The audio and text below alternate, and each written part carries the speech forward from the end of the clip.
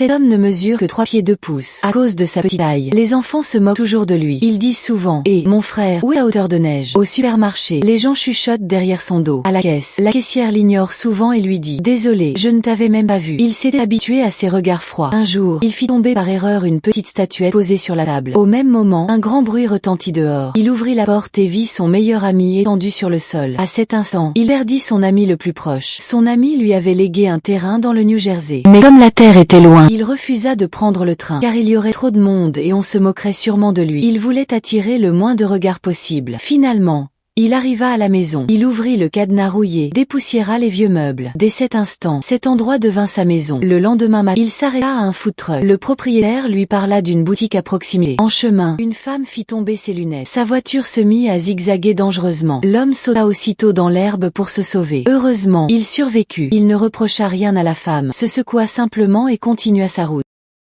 À la boutique, le commerçant sortit son appareil photo et le regarda comme s'il était une blague. Il dit: "Qui es-tu?" L'homme ne répondit pas et partit en silence. La même femme arriva ensuite au food truck. Elle commanda un café. Quand elle entendit que Tom vivait près de la gare, son visage se durcit. Elle démarra sa voiture précipitamment. Lui, de son côté, fit ses courses et reprit le chemin du retour. Sur la route, il croisa encore cette femme. Alors qu'elle posait son café, il ressentit soudain un mauvais pressentiment. Elle essaya de se raisonner, mais lui resta silencieux. Elle lui proposa de le raccompagner, mais il refusa. Cette nuit-là, la femme ivre frappa à sa porte. Elle demanda: "Es-tu en sécurité?" Il n'y avait pas de voiture dehors. Elle lui confia qu'elle avait perdu son fils 2 ans auparavant. Sa douleur est immense. La honte le réduisit au silence. Le lendemain matin, quand la femme se réveilla dans sa maison et ne le vit pas, elle partit discrètement. Lui avait passé toute la nuit recroquevillé dans la baignoire. Tard, il alla à la bibliothèque. La bibliothécaire fut surprise en le voyant. Pour emprunter un livre, il avait besoin d'une carte. Mais comme il venait d'arriver, il ne pouvait pas en avoir une. La femme lui proposa de l'aider, mais il refusa son aide. Quand il rentra chez lui, le livre était posé devant sa